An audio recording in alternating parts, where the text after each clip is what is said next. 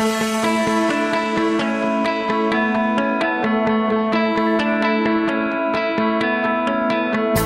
you ever thought of buying a franchise or currently own one or many? If so, this podcast is for you. Welcome to Franchise Euphoria, the podcast created and hosted by franchise attorney Josh Brown for the sole purpose of helping people find success through franchising.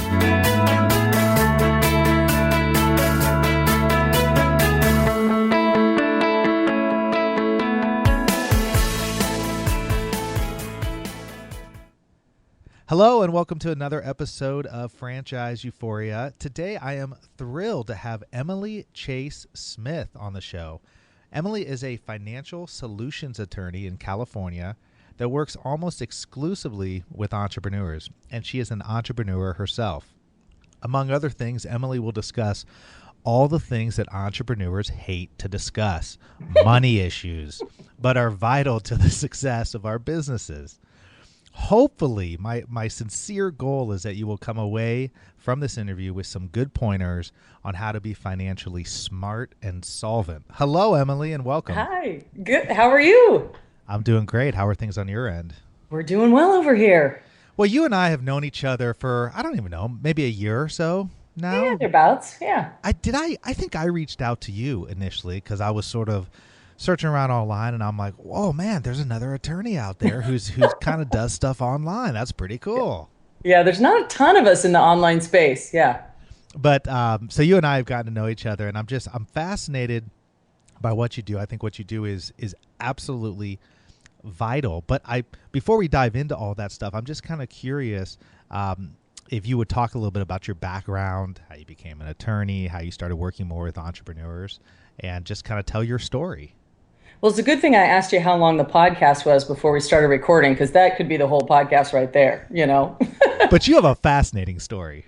Well, I don't know how fascinating it is. I was an attorney very young. Actually, I shouldn't say that. I graduated from law school very young. I was 21 when I graduated. I'm a firstborn, and I like to advise all firstborns never to say the words law school to your parents because you have sealed your fate. And so I was in and out of law school really quickly, but then proceeded to promptly flunk the bar 2 times. Then I had to go out and become a grown-up. Then I passed the bar in 1997. So it took me a long time to kind of figure out where I wanted to fit into the law. Looking back, that probably the law wasn't a really great fit for me. But, you know, as these things work out, it turns out that, you know, a law degree is very flexible. And so where I've landed now in educating small business owners and entrepreneurs on financial matters, it turns out to be the perfect background for that, because I spent a lot of years as a bankruptcy attorney where I was filing personal bankruptcies for small business owners. So I spent a lot of time inside people's money, inside their businesses and inside their personal money. And so it prepared me perfectly for what I'm doing now. So how did you graduate law school at 21? I mean, most people are finishing college then. Yeah, and I advised that, actually.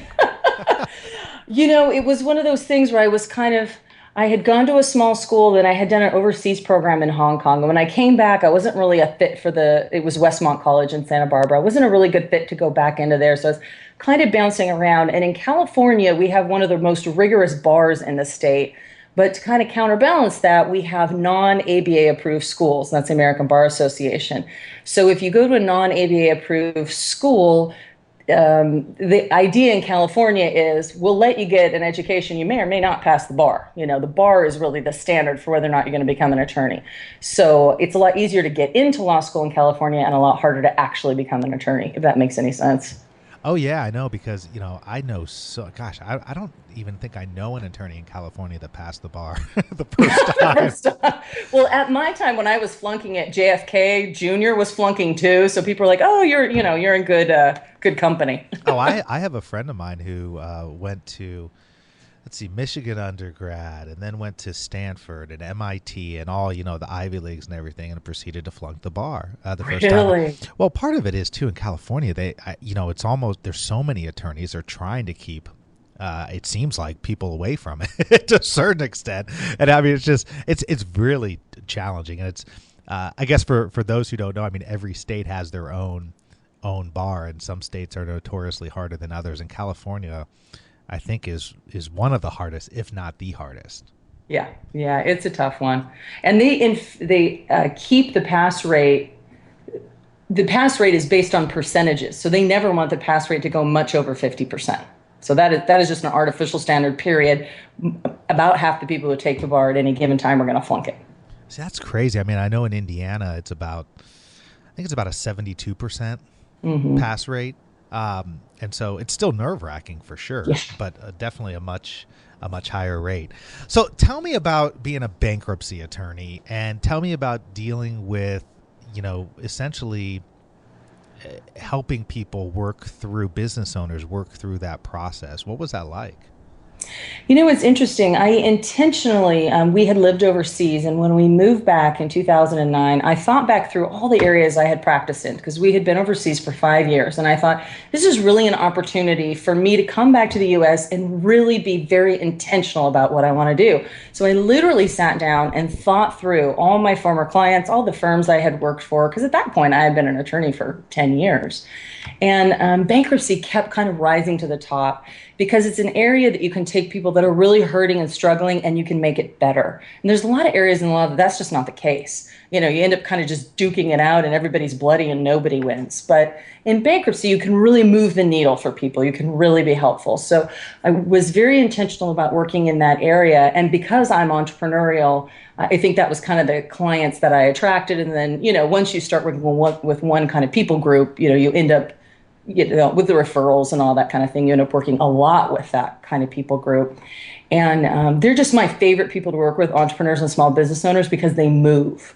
So as a bankruptcy attorney, you want to kind of get in, dig around, unpack, put together the move forward plan. And then as a bankruptcy attorney, I want to execute it, right? I mean, you could think about it. I'm not trying to force you into anything, but I don't want to hear from you a year from now and tell me, oh, okay, we think we want to move forward. No, I want to move. So I like clients who want to move too. So you were doing a lot of restructuring. I didn't do Chapter 11s where we restructured the business. I was always on the personal side and that's one of the unique things that I think a lot of small business owners don't understand, is you see your business as separate and distinct. And for some purposes it is. For tax purposes it may be, and you may have an entity like an LLC or a corporation. But if you have personally guaranteed some things to do with your business, if you are using your personal credit to support the business, if you are funding the business, let's say through a second on your house or your retirement, for all intent and purposes, financially, you and your business are one. And so what I had was a lot of small business owners that were just kind of, I call it spaghetti. They and their business were so intimately intertwined that when something happened to their business, it took them down personally. And that's why they were coming to see me. And so how long was it before you were, sort of not, I don't want to say transitioning, because you're still practicing, but sort of moving or maneuvering from being just doing the legal type work, and then moving into really more of the counseling and the proactive, preventative maintenance, I guess is what I would call it, to kind of help people so they don't find themselves in that situation? Well, I started feeling like, and of course I live in California on the coast here, so my analogies are always having to do with water. But I felt like the Coast Guard, like I was continually pulling people out of the water, right? They were running their boat up on the rocks and I was pulling them out. And that was my job, was to pull people out of the water. But after you do that for so long, you kind of want to be the lighthouse, because you start to see all these patterns emerge and you think, doggone it, if we had talked a year or two earlier, you wouldn't even be in my office. You wouldn't even need a bankruptcy attorney. So you start to see the same patterns happening over and over. And there was always an online component to my business, even as a bankruptcy attorney. I had a podcast that was called Big Dumb Stupid Debt, and I blogged and I did a lot of speaking locally. So I always had kind of that element to it. And then as I moved more into, like you say, the preventative medicine, it just was more and more attractive and more energizing. And now I'm kind of wrapping up the legal side of my practice and really focusing on the education. Really? Are you going to maintain an active status with the bar? I'm trying to decide. They send you bills every year, which aren't fun to pay, and you have to pay your E&O insurance. You want my 2 cents? I'll listen to it. Yeah, absolutely. No, we'll kind of stray a little bit. Oh, you should definitely keep it. I work too darn hard to let it go easily. If I let it go, it won't be anytime soon. I can tell you that, because it's just, yeah, you don't let stuff like that go without being very, very sure. Yeah, because then it's such a pain to get back. I know attorneys who have let it go, and for whatever reason, 10, 20 years down the road, they just get an itch to get back into it, and it's such a pain in the neck to get back Yeah. into once you let that go. But I mean, that's a little sidebar there, but I mean, I think it's fantastic what you're doing because it's one of the things that I'm trying to do with my practice too. Working with entrepreneurs and working with people who are buying franchises and small business owners that want to expand through the franchise model. I mean, one of the things that I'm really trying to figure out how to do better is get these entrepreneurs and individuals to be proactive. I think it's a real challenge to get people who have just started a business or who are following their dreams and they're kind of doing to really take a step and go, look, I've got to fill all these pieces or potentially I'm going to crash. And those are the people I love working with, the people who you can sit there and you can take an entire look at their business and you can proactively protect them to help them avoid some of the issues that others have. But how do you get people to take those proactive steps? It's interesting in business, you're always trying to tap into a pain point, right? You're trying to meet people where they are. And if there's no issue for them, then there's really nothing that they're seeking out. But for a lot of my entrepreneurs that I coach one-on-one and people who, go through my course or read my stuff, what they're doing is something I've called fingers crossed living, which is they're just hoping this crap works out. And so that's kind of the place where I want to meet my entrepreneurs is, not down the road where they're needing a bankruptcy attorney, but there is something going on for them that they feel uneasy about their business. And they feel like, I don't know if my business is going to be around in 3 or 6 months because I have no idea what's going on with it financially. I know for today I'm okay, but tomorrow, I might go to the grocery store and not be able to use my debit card because there's just no more money in my business to fund my lifestyle. And so that's sort of where I try to reach people when they're starting to feel that uneasiness. They've got enough going on in their business and it's important enough to them, but they feel on very shaky ground. So you're looking to work with somebody who's somewhat beyond the startup phase. Is that fair? I do a lot of advising because of the position I have in the marketplace, I do talk to people who are just starting. And that's kind of fun too, because, you can just kind of speak into them. These are the things you need to do. And then they set the foundation and then they go run. Right. But really, most of the people I work with have got something going on. Yeah, because it's really what I found too is it's just really hard with somebody who's just starting. First of all, a lot of times they don't have the extra capital or they don't want to spend the extra money on that end. But a lot of times you just kind of have to go through it for a certain period of time until you realize, wow, I need some help. Yeah, I agree. Yeah, you start working through. So, all right, let's break this down a little bit. Let's turn into the money issues because this is so important.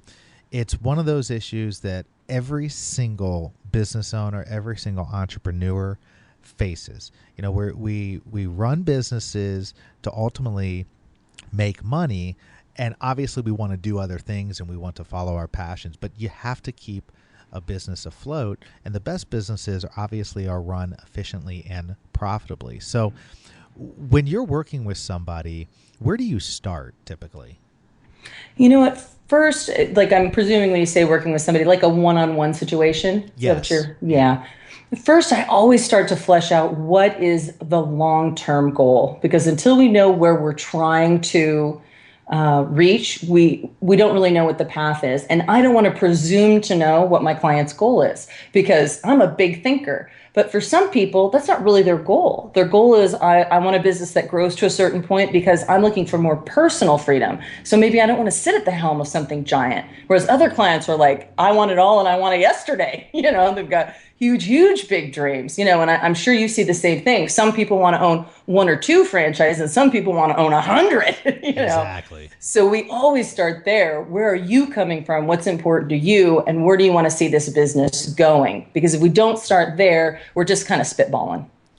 And then, so once you have an idea of sort of where they want to go, I mean, do you do sort of like an assessment or an audit of their financials? Not really a technical audit, but just looking through to kind of take a look at the profit and loss statements, balance sheets, that kind of stuff? Or where do you go after you've sort of figured out what their goals are?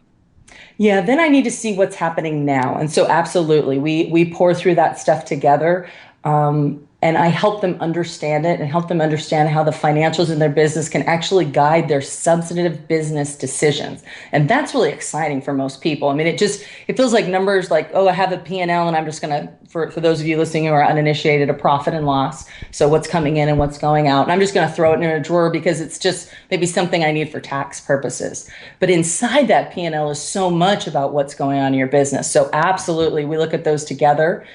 For some of the people I coach, they have had successful years in the past, and maybe they're not as successful now. So sometimes we're delving into history and kind of trying to say, okay, so let's take this back 8 or 9 years when you were really rocking it. What did it look like then? And then we're trying to patch some of that forward because there's no reason to reinvent the wheel. If at one point we had something really successful going on, let's see what we can continue forward from that. And some people are at the point where they're growing and they're just looking for how do we get to the next step. So a lot of times it's really kind of like a puzzle for me. And I was talking to a friend, I can't remember who told me this. I think it was Chuck Bowen. And he was telling me a lot of business financials are like those puzzles that have those little plastic squares and they're kind of contained in a frame. And one of the squares is missing. That you can move all those pieces, but sometimes you can only move one at a time. And so a lot of times it's about how are we going to take steps forward that are going to make the puzzle come together. But sometimes we can only take one at a time, and we need to be real strategic about which ones we take. Well, and I love what you do in that process because you can essentially, the numbers don't lie, right? I mean, there's a lot of psychology that goes into entrepreneurship. There's a lot of psychology, I think, that goes into why people are scared of the money issues or why people don't pay attention to certain things and operate on, like you said, cross my fingers and hope kind of scenario. But at the end of the day, that's sort of the exciting, but also the scary thing is that the money, that the numbers don't lie. And I'm curious, do you find a lot of bottlenecks in the same areas with a lot of small businesses? I mean, do you find that there's, and I know it's kind of a generalized statement, but it would seem that there's maybe certain things where it keeps taking you back. Okay, this is a consistent problem that these type of entrepreneurs have. I mean, are there those kind of issues that consistently you see over and over again? That is such a good question because one of the things that I talk to clients about when I speak, if I have enough time to go into this, I will. We all have a money personality. And we kind of think of our businesses again as very separate from us, but we are at the helm of our business. So whatever crazy we have going on in our lives or with money or whatever, we patch that right over into our business. And so I call myself an entitled cheapskate just because of my background. I came from a divorced family where one side of the family had a ton of money and was super big spenders, and the other side of the family were very thrifty. And so I'm entitled because I feel like I should have everything, but at the same time, I'm a cheapskate. So when I know that about myself, I know that I bring that into my business. And when I look at some of the things I do in my business, like sometimes I'll find myself spending an hour to try to figure something out to avoid spending $20. Like that objectively is ridiculous. But I see that in my money personality. My money personality, we went to Paris and I took a suitcase full of food because I'll go to Paris, but I'm too darn cheap to pay for dinner. So once you know those things about yourself, you start to see them in your business. When you see them in your business, and it's helpful when somebody from the outside can say, hey, that's a little weird, then you can kind of handle and manage around them. So a lot of times I'll start with that money personality. So I work with a lot of mental health professionals. It's just a space that I happen to be in. And a lot of them have like an avoidant issue around money. Money feels dirty to them or wrong because they're helping people. They're people who like to help. So sometimes that's something we have to tackle. Or, maybe they have that miserly element like I do. Or maybe they're very chaotic in the management. It's just something they can't kind of figure out how to manage their money because maybe some money personality or some money history happened to them. I had a client who grew up in a refugee camp, and that drastically affected how she viewed money. Money was always in very short supply. Food was in very short supply. And even though she was doing really well now, it was very difficult for her to even look at the numbers because they were just scary. Because as a kid, that was just bad news. That was something to be feared all the time. And so I think when you ask me if there's something I see repeatedly, it's that we bring who we are into our business and we need to manage around that. I love that. Yeah. I mean, I'd like to, dive in even a little bit deeper into that. I mean, I've never heard the phrase money personality, but I love that. I think it's so true. And we all do that. So, I mean, is there an assessment that you do? Is there, where you then identify somebody, okay, this is your personality. Here's some of the triggers. Here's some of the things that you probably are scared of. Here's some of the things that you probably have a tendency to do. And here's some ways that we can work around those. Well, I've created your voice. I don't know if you did this, but when we're young girls, we read like 16 magazine and stuff, and there's always quizzes in there, but they're very short, and there's like 5 or 6 questions or whatever. I created one of those. It's just 3 questions to kind of give you a taste of your money personality. It is on my calendar. I'd really like to create a whole like money personality in-depth quiz, almost like a disc profile thing, but for money. Oh, you need to do that. It's on the calendar because it'd be so cool. Yeah, it almost reminds me of like, I mean, it's completely different, but I thought of the Fascinate challenge, or Sally Hogshead has that Fascinate. How other people view you, and for whatever reason, when you said money personality thing, I was thinking of sort of the disc profiles like she does and like other people do, or like strength finders or those kinds of things. That would be a phenomenal thing to create, because you can't change the behavior if you can't identify what the cause is. Yeah. And I think people think that somehow that's not in their business.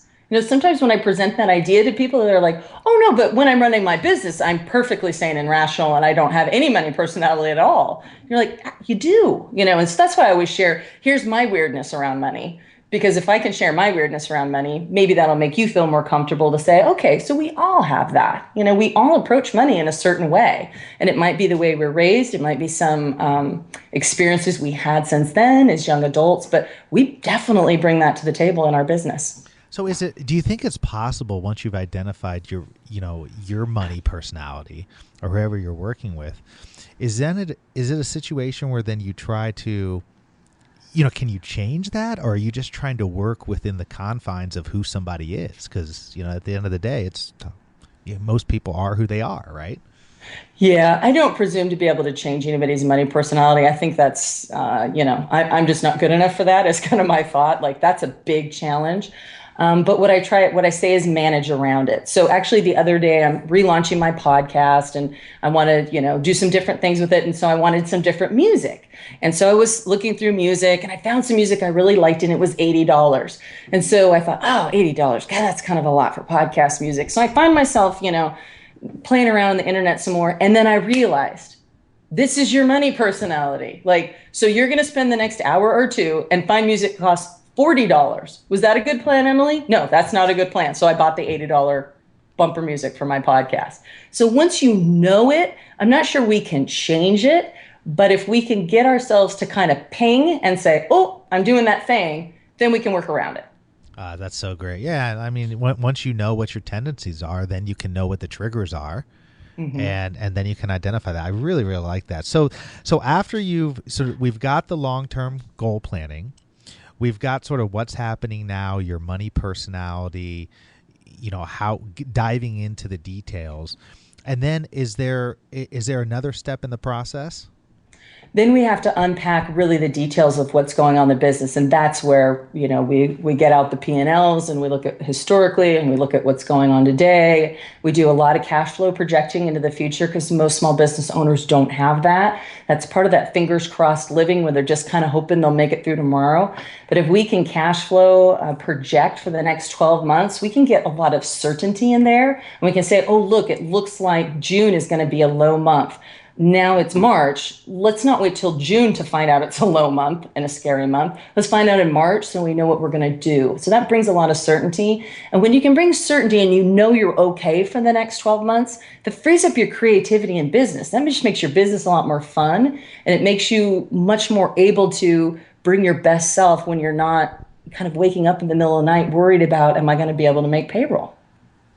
Yeah, exactly. I mean, do you find that it's different working with, true entrepreneurs versus, maybe working with people who are looking to get into franchise, who are looking to buy another system? I mean, are you going through the same kind of financial analysis? It is, although, a lot of true entrepreneurs, and, I'm not sure that I would say like there's true entrepreneurs and, fake entrepreneurs, but a lot of true entrepreneurs are bootstrappers, where a lot of people who are doing a franchise are needing a big upfront, chunk of money. So that's a little bit of a different analysis. If you're going to be able to just kind of bootstrap your way through it and kind of muscle through it, as opposed to we need to make some really smart decisions around money at the beginning. Because, again, from my bankruptcy background, it's a lot of times the guys that went out and borrowed a lot of big money at the beginning and their business just couldn't sustain that debt load. And so, kind of all comes, the house of cards comes crashing down. So I love to work with franchise, purchasers before they actually have, written the check, to make sure that we're structuring that in a way that is sustainable.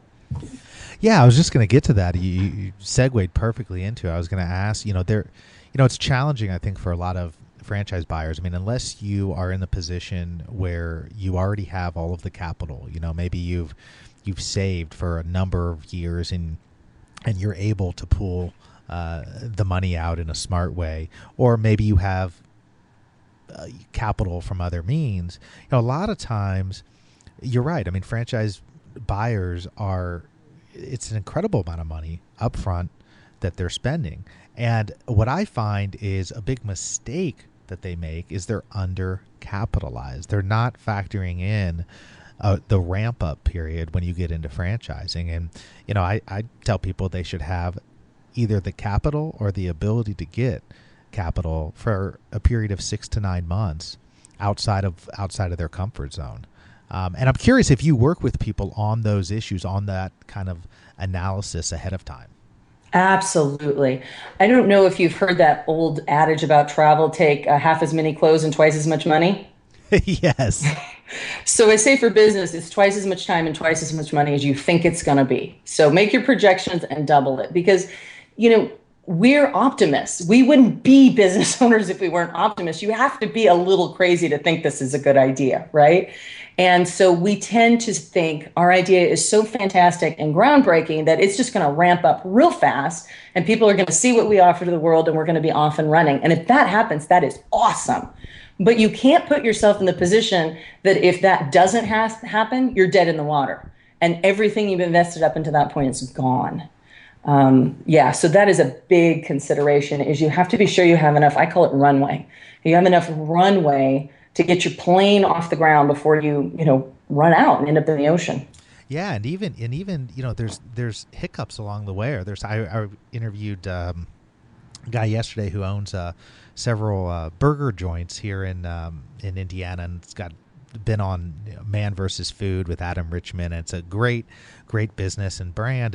And we were talking, and he said, yeah, when I first launched my first restaurant, man, we started off like gangbusters. I mean, right out of the gate, it was like, holy cow, we're doing incredibly well. Well, it was the summertime. They have great location outside. They're right by this little, it's called a Monon Trail walking area, and a great location. Well, then wintertime comes, and for whatever reason, people thought that they were closed during the winter. Yikes. That's a nightmare. That's a nightmare. So all of a sudden they go from just having this tremendous period of growth and sustained revenues to just a complete drop off. And they were in a position to be able to deal with it, and they made it through just fine. But a lot of people would have really faltered. And that's why the 12-month cash projection is so important. You have to have 12 months of knowing what's going on in the next 12 months, because that seasonality affects almost every business. Back when I was really, my core business was as a bankruptcy attorney, it even affected me. Nobody likes to go bankrupt during the summer or Christmas. period. They don't. Yeah, no, They want to exactly. be at the beach or spending time with their family. Yeah. So you have to plan for those seasonal things. Yeah. And if he didn't, that could have been a game ender for him. Absolutely. Oh, and I think it's a game ender for a lot of businesses. I mean, I think, especially when you're dealing with restaurants, and you're dealing with the cash flow that runs through there, on a daily, weekly basis, and then for that to completely fall off, I mean, that's that's a big deal. I'm wondering what you would, for people out there or businesses out there that are sustained, that they've been around for a while, and now they're thinking about growing. Whether they're thinking about expanding through the franchise model or just adding another location. I'm wondering what kind of tips or pointers you could give from a financial perspective on, how should they know if they're in a good position to do that? That's a great question because it's almost like a relaunch of your business. It doesn't feel that way because you have the successful business under your belt, but just like a relaunch, if you overextend yourself, again, it can be a game ender. And so that's the financial piece is so important because you have a lot to protect at that point. You have an existing business and you have your personal finances that are at stake if you don't do it properly. One of the big things that I like to talk to entrepreneurs about is an exit plan.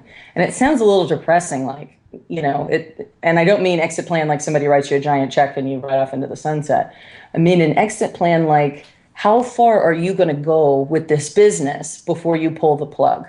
Because as a bankruptcy attorney, people would walk into my office and they would say, look, my business is for all intent and purposes dead. Like, let's say they didn't have enough cash to make it through when everybody thought they were closed in the wintertime. And then they would go on to tell me, and I personally guaranteed the lease for the space or for several spaces. And so I've got a landlord that's suing me. Oh, and by the way, I used up all my savings and I put a second on my house and I cleaned out my retirement. So I would have somebody sitting in front of me who was basically destitute because they had taken everything they had and thrown it at the business. So one of the pieces that we work on in one-to-one coaching and stuff that I always try to include, I mean, I do it in all my trainings and stuff, and even when I'm speaking, I like to mention it, is what are you going to keep for yourself? Because when you go visit a bankruptcy attorney, the first thing they're going to tell you is, I can deal with your debt, but I cannot create income for you. So if your business is defunct, you need something to eat as you're either going to move into a new business or you're going to move into employment or something. And I would have people in my office that really didn't know where their next meal was coming from because they took everything they had and threw it at their business. So you need to have an exit plan. And an exit plan means what is going to be left in the hopper for me if this thing goes down. No, that's great. I mean, and also even, the exit plan could be that you're trying to build something to ultimately sell it, right? I mean, absolutely. Yeah. That's the more rosy version of an exit plan. That's the non-bankruptcy attorney vision of an exit plan. That's what you're hoping people are going to do. Exactly. But, if that doesn't happen, just in case. Well, no, it's been so great talking to you. We've been talking for about 33 minutes now. It's just flown by. And you have so much going on in terms of, you've got your own podcast, you've got a book, you've got a number of different things. I'd love for you to take a few minutes and just tell us about what you have going on right now, what you're excited about. Sure. Well, my book is coming out in late May. It's called The Financially Savvy Entrepreneur, Navigating the Money Maze of Running a Business. So it's kind of a lot of what we've talked about, just put together in kind of a step-by-step form. And my goal with the book was not to make it dry. That's kind of what I try to bring to all of this is there's a lot of financial information out there, but you can't get through it because it's so terrible. So the goal was, let's pepper it with stories, let's pepper it with examples, and let's make it usable for somebody whose core business isn't bookkeeping or accounting or reviewing of financials. Your core business is something else. So that's exciting for me. I have a course out. It's called Untangling Your Money Spaghetti. It's a 4-week course. And I'm speaking at Podcast Movement and doing a lot of speaking actually at some other events. And it's an exciting time for me. I feel like my message is getting out there. And I love to see when entrepreneurs are really proactive in that, where they feel like, okay, I do feel like I'm a little bit on shaky ground and my fingers are crossed and I'm just hoping to make it. Let's remove that because it doesn't have to be that way. Well, and what you're providing is so valuable. I mean, it's a classic example. You're taking your skills, as an attorney, as a bankruptcy attorney, and applying it to scenarios where, you can proactively help people. And I love that. And I love that you're utilizing it in that way. And it sounds like you've got all sorts of exciting things going on. How can somebody get a hold of you if they were interested in either talking to you or considering your services? Sure. My website is emilychasesmith.com, and that's kind of, the central hub, and you can find anything you want there. I blog a lot. Like you mentioned, I podcast. There's a ton of free stuff on there. And then there's information about coaching. There's information about the course, the book, whatever you're interested in, it will be there. But there's also just a ton of free stuff too. I mean, it really is my heart to educate people. Well, that's fantastic. And I think you have definitely educated people today. I mean, it's, the thing that I always try to reiterate is, it's impossible to get everything in a 30-minute podcast. But I think what you've done is sort of highlighted a process that you go through and highlighted scenarios where, these are tough situations. These are things that people face every single day. They're challenging. They're tough. It's tough to look sort of your business in the eye and see where it's at financially. But if you don't do that, it's just an absolute recipe for disaster. Absolutely. Actually, I wrote an article. Do you know Tom? It's Morkes, and he does the Insurgent Journal. Are you familiar with him? No, I've never heard of him. Yeah. He does this cool thing, and his first issue was all about courage. So he asked me to write an article, and I wrote it on exactly what you just said. How much courage it takes to look and see exactly what the truth is that's going on in your business. I think it takes a lot of courage, but it pays off, just like courage always does. And it's freeing too. I mean, that's the other thing that somebody should get out of this is that if you're listening and you're in that situation where you sort of feel the weight on your shoulders, it's a very freeing thing to just let that go, to talk to somebody about that, right? Exactly. And to feel like, it's almost like when you get your car washed, you feel like, why didn't I do this last week? Like, I've been driving around this crappy car, I get in a dirty car, whatever. And all of a sudden you're like, wow, it's kind of a game changer. It's a mind shifter. And this is just that on steroids. Absolutely. Well, thank you again so much, Emily. I definitely look forward to staying in touch and reading your book when it comes out. It sounds fantastic. And maybe even after the launch, I'd love to have you back on and we can talk specifically about that. Fantastic. Thanks.